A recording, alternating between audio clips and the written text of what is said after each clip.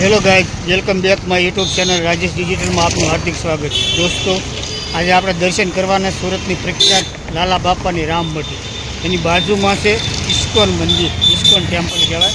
અને જો આ તમે સામો ગેટ દેખાય એની બાજુમાં છે રામમઢી। તો આપણે અંદર જઈએ અને આ જે તમને રોડ દેખાશે ને આ ઓલપાડ રોડ છે અને આ જાય છે જહાંગીરપુરા બસ સ્ટેશન। અહીંથી સેન્ટ્રલ સુરતનું બસ સ્ટેશન લગભગ 5 થી 6 કિલોમીટર જેટલું દૂર છે અને ઓલપાડ બસ સ્ટેન્ડ છે 7 કિલોમીટર દૂર। તો દોસ્તો ચાલો જઈએ હવે રામમઢીના દર્શન કરીએ।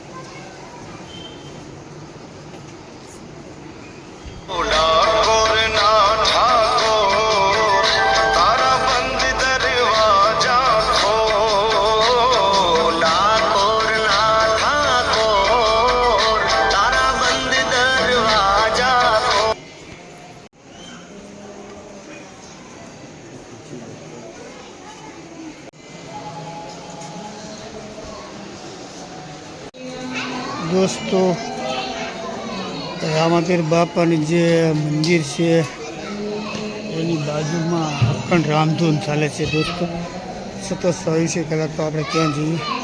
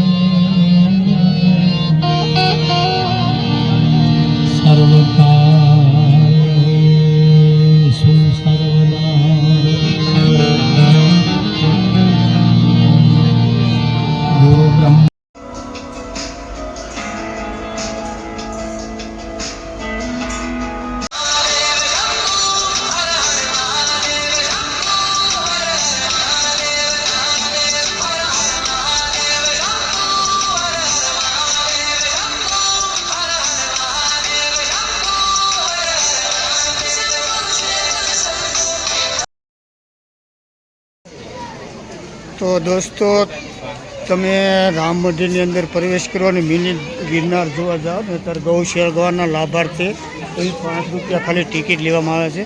તો સહભાગી બનજો અને ગૌ સેવામાં પુણ્યના ભાગીદાર બનજો દોસ્તો. અહીંથી એક સરસ મજાની 5 રૂપિયાની ટિકિટ લેજો અને પછી તમે ગિરનાર દર્શન માટે જજો.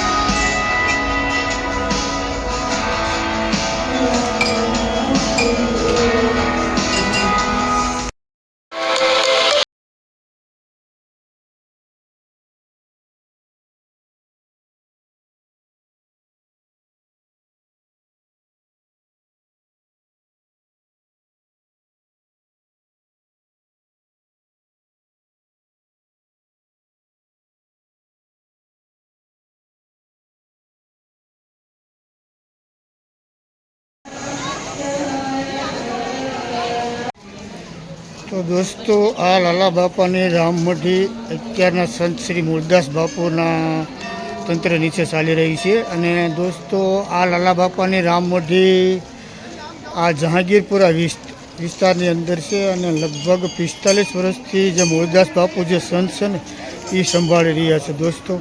તો તમે એકવાર સુરત આવો ત્યારે ચોક્કસ અહીંયા દર્શન કરવા માટે આવજો. અને અહીંયા જગ્યાની વિશિષ્ટતા એ છે દોસ્તો કે આ જગ્યાની અંદર આરતી પછી તો પ્રસાદી દરરોજ આપવામાં આવે છે. સરસ મજાનું મિની ગિરનાર છે અને ચારે બાજુ તમે જોઈ શકો છો. ચારે બાજુ એક ધારા મંદિર છે, શનિદેવનું છે, તાપી મૈયાનું, એવા અનેક જાતના મંદિરો અહીંયા આવેલા. તો ચાલો જઈએ હવે તાપી માતાના દર્શન કરવા માટે.